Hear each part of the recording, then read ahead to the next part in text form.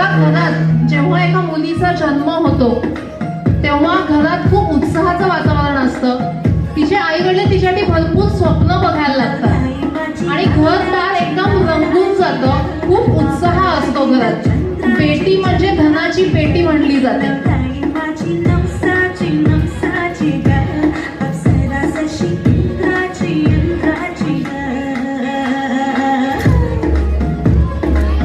जशी जशी मुलगी मोठी होतीये तशी तशी आई वडील स्वप्न बघत राहतात.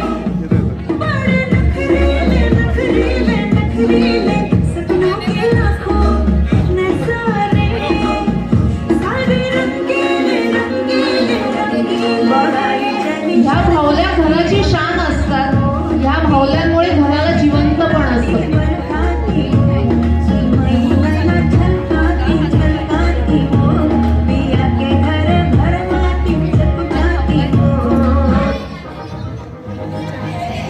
जसं जसं ह्या भावल्या मोठ्या होत जातात तसं आता त्यांना त्यांची स्वप्न असतात, त्यांना त्यांची ध्येय असतात.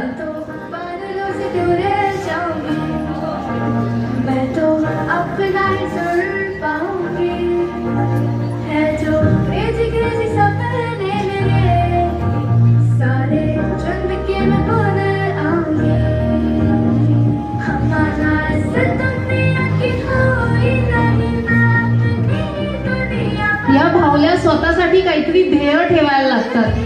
आयुष्य पुढे कसं जगायचंय हे त्या स्वतःशी ठरवायला लागतात.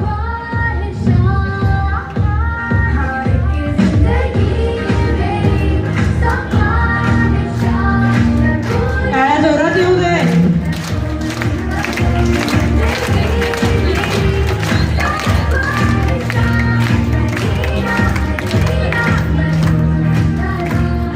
त्यांचे करिअर पाथ ठरायला लागतात.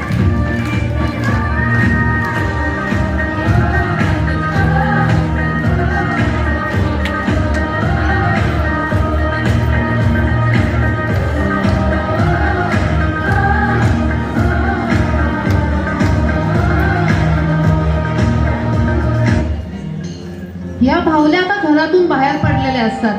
आता त्यांना जगाचा सामना करायचा असतो.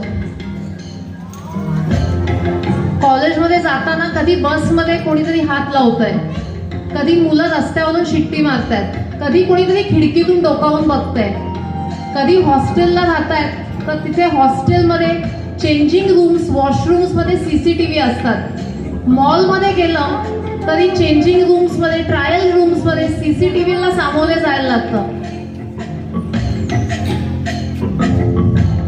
कधी प्रोफेसर सुद्धा जवळीक साधायचा प्रयत्न करतात.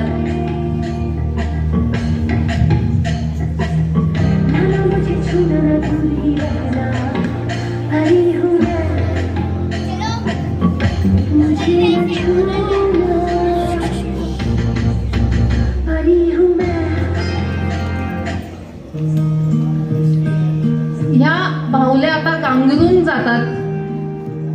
एकट्या आता कसं इथे एकटं कसं जगायचं असं त्यांना वाटायला लागतं. ह्या जगाचा आपण सामना कसा करावा हे त्यांना कळत नसतं. मन मोकळं कुठे करावं ह्याच्यासाठी आई वडील देखील कधी कधी जवळ नसतात.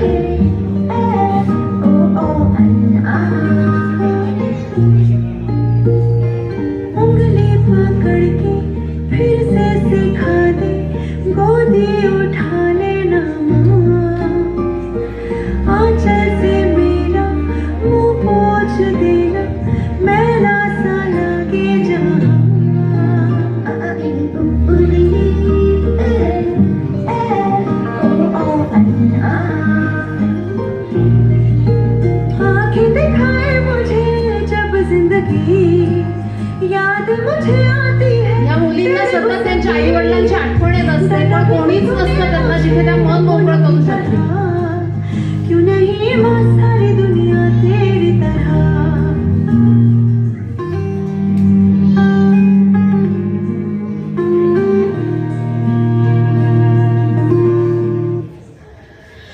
पण इतकं सगळं सोसूनही या मुली पुढे जातात आयुष्यात.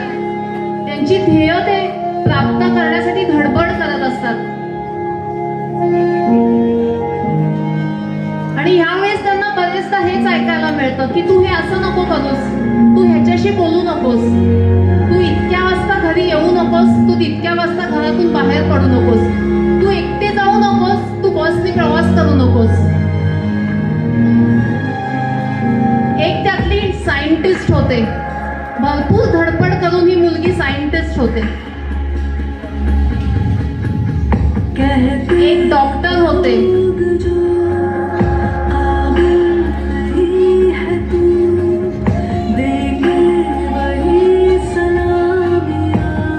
एक स्वतःचा असा जग निर्माण करून बिझनेस टायकून होते.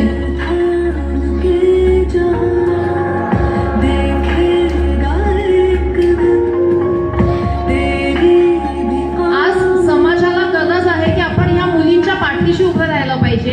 या मुलींना गरज आहे की त्यांचे आई वडील त्यांच्या पाठीशी उभे राहू देत.